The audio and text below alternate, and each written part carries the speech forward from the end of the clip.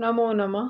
अब हम लोग मर्म विभाग के बारे में अध्ययन करेंगे। पदों को ठीक ठीक मध्य स्थान में कौन सी कोण का परस्पर संपात हो उसको मर्म स्थान कहते हैं। बुद्धिमान पुरुष मर्म स्थानों को पीड़ित नहीं करते हैं।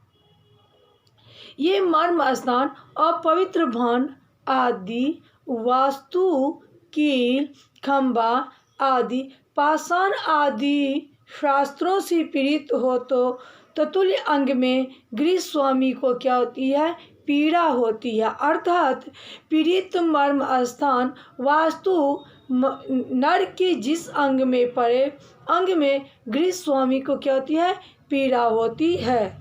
हवन काल या प्रश्न काल में गृह का स्वामी यानी घर का स्वामी जिस अंग को खुजलाते हैं वास्तु शास्त्र के अनुसार, वास्तु विद्या के अनुसार उस स्थान में शल्य होता है। जिस देवता की आहुति देने के समय अशुभ निमित्त यानी छींक होना, चिल्लाना, पादना, अशुभ श्रवण होता है तो अग्नि में क्या होती है, विकार उत्पन्न होती है। विस्फुलिंग शब्द के साथ दुर्गंध होती है। उस देवता के स्थान में शल्य होता है। काष्ठ का शल्य हो तो धन की हानि होती है। हड्डी का शल्य हो तो पशुओं का पीड़ा होता है, रोग भय होता है। लोहे का शल्य हो तो शस्त्र का भय होता है। कपाल और केश का शल्य हो तो मृत्यु होती है। क्या होती है, मृत्यु होती है। कोयले का शल्य हो तो चोर भय भस्म शल्य होता है। सदा अग्नि भय होता है। सोना चांदी के अतिरिक्त कोई शल्य वास्तु पुरुष के मर्म स्थान में स्थित हो तो वह अशुभ होता है। यदि धान्यों की भूसी मर्म स्थान या किसी अन्य स्थान में स्थित होता है तो क्या होती है, धन के आवागमन में को रोकता है। नागदंत मर्म स्थान में हो तो दोष पैदा करने वाला होता है। मर्म स्थान के अतिरिक्त कोई भी स्थान हो वह स्थान क्या होता है, शुभ होता है। रोग से वायु तक, पिता से शिखी तक, वितत से शोक तक, मृगत से भृज तक, जयंत से भृंग तक, अदिति से सुग्रीव तक सूत्र बांधे होते हैं। इन सूत्रों में परस्पर नव संपात स्थान वास्तु पुरुष के अति मर्म स्थान होते हैं। एक पद में अष्टमांश मर्म स्थान का क्या होता है, परिमाण होता है। छह सूत्रों के अनुसार वह संज्ञा होता है। वास्तु विभाग के लिए जो पूर्वापरा और दक्षिणोत्तरा 10 रेखाएं होती हैं, क्या हैं, उनकी शिरा संज्ञा होती है। वास्तु में एक पद का विस्तार जितने हाथ होते हैं उतने अंगुल एक अंश का विस्तार होता है और विस्तार से ड्योढ़ा शिरा का विस्तार होता है। सुख को चाहने वाले स्वामी घर के मध्य में स्थित ब्रह्मा जी को यत्नपूर्वक रक्षा करते हैं और उनके ऊपर उच्छिष्ट यानी जूठ आदि अपवित्र वस्तु को रखने से गृह की स्वामी को क्या होती है, पीड़ा होती है। यदि वास्तु पुरुष के दक्षिण भुजाहीन हो तो धन का नाश होता है, स्त्री कृत दोष होता है। वाम भुजाहीन हो तो धन धान्यों का नाश होता है, सिरहीन होता है और धन आरोग्य सब गुणों का नाश। चरणहीन हो तो दोष, पुत्र की मृत्यु और दासपन होता है। यदि वास्तु पुरुष के सब अंग पूर्ण हो तो उस स्थान में निवास करने वाले मनुष्य को मान और धन युक्त सुख मिलता है। गृहनगर और ग्रामों में इस प्रकार शब्द देवता क्या होते हैं, विराजमान होते हैं। 3 नगर और ग्राम में ब्राह्मण आदि देव वर्णों को यथाक्रम निवास करना चाहिए। ब्राह्मण आदि वर्ण में उत्तर आदि दिशा में वासगृह बनाते हैं। जैसे ब्राह्मण उत्तर में, क्षत्रिय पूर्व दिशा में, वैश्य दक्षिण में और शूद्र जो है पश्चिम दिशा में क्या करते हैं, निवास करते हैं। निवास करते हैं। गृह उस तरह बनाना चाहिए जिससे कि आंगन में प्रवेश करते समय गृह दक्षिण दिश तरफ पड़े।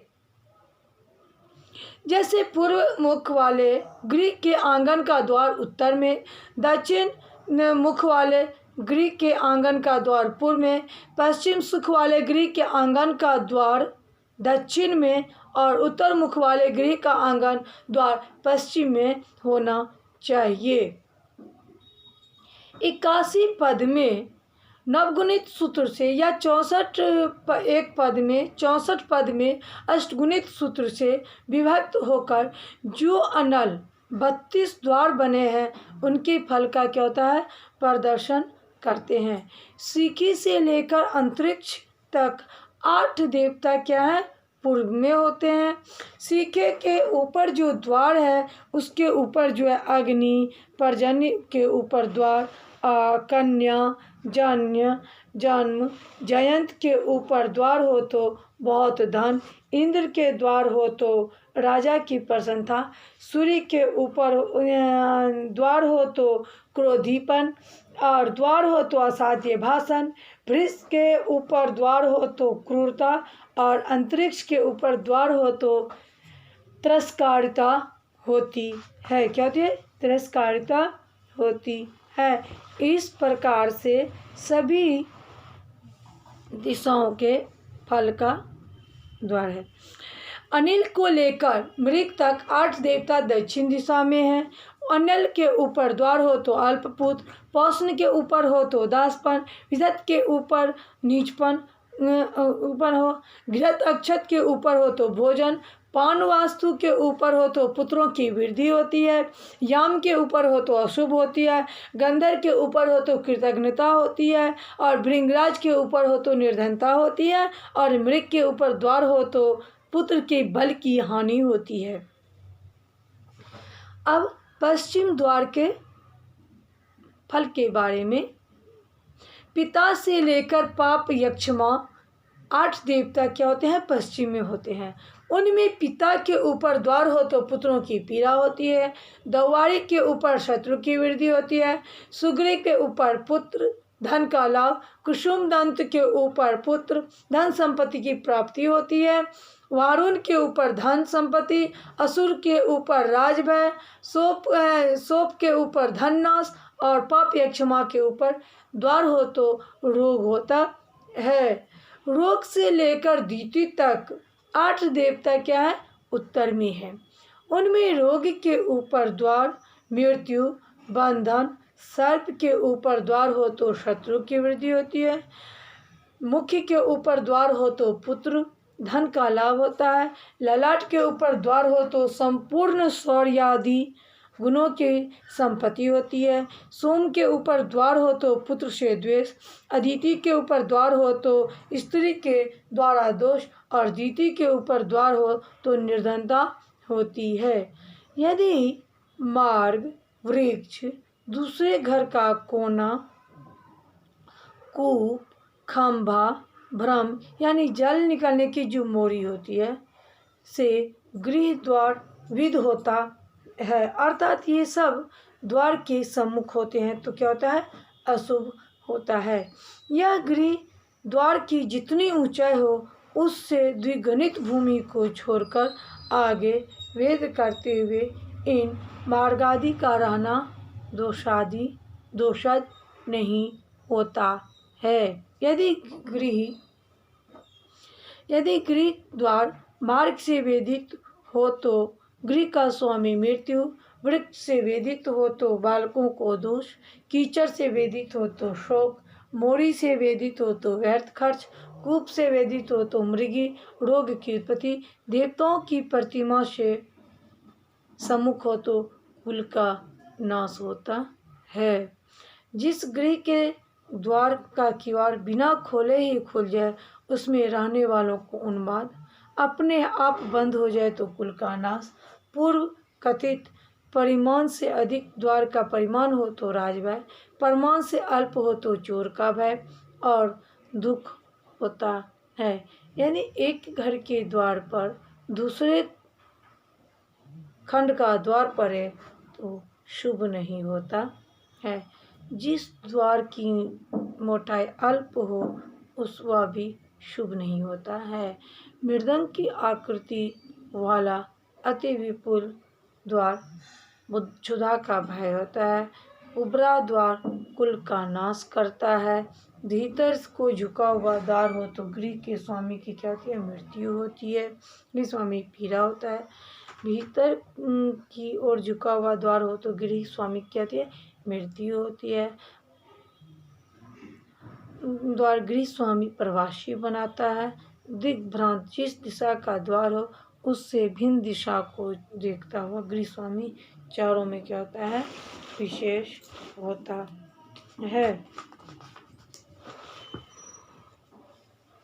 जितनी सुंदरता के समान मुख्य द्वार की रचना की गई है उसके समान अन्य द्वार की रचना नहीं करनी चाहिए।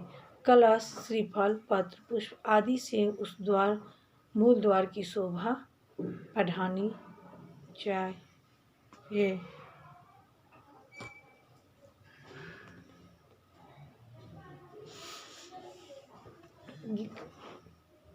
गृह के बाहर यानी घर के बाहर ईशान आदि चारों कोनों में चरकी विदारिका पुनः राक्षसी निवास करती है। पूर्व भवन ग्रामों के जो कोण है उनमें निवास करने वाले क्या होता है? दोष होता है। चांडाल, डोम आदि अंत्य नीच जातियों को कोने में निवास करने से क्या होती है? उन्नति होती है। पाकर, वट, गुल्लर, पीपल ये चार वृक्ष प्रदक्षिण क्रम से यानी दक्षिण आदि दिशाओं में अशुभ, उत्तर दिशाओं में क्या होते हैं? शुभ होते हैं। जैसे दक्षिण में पाकर, पश्चिम में वट, उत्तर में गुल्लर और पूर्व में पीपल अशुभ। उत्तर में पाकर, पूर्व में वट, दक्षिण में गुल्लर, पश्चिम में पीपल क्या होते हैं? शुभ होते हैं। कांटेदार वृक्ष के गृह समीप में रहने शत्रु भय होता है। दूध वाला वृक्ष समीप रहने से धन का नाश होता है। फल वाले वृक्ष के गृह समीप रहने से संतति की नाश होती है। इनके काष्ठ भी गृह में लगाने से शुभ नहीं होता है। यदि उपयुक्त कांटेदार आदि वृक्षों काटकर उनकी जगह पुन्नाग, अशोक, अरिष्ट, बकुल, कटहल, समीर या शाल रोप दिए जाए तो प्रयोग दोष नहीं होता है।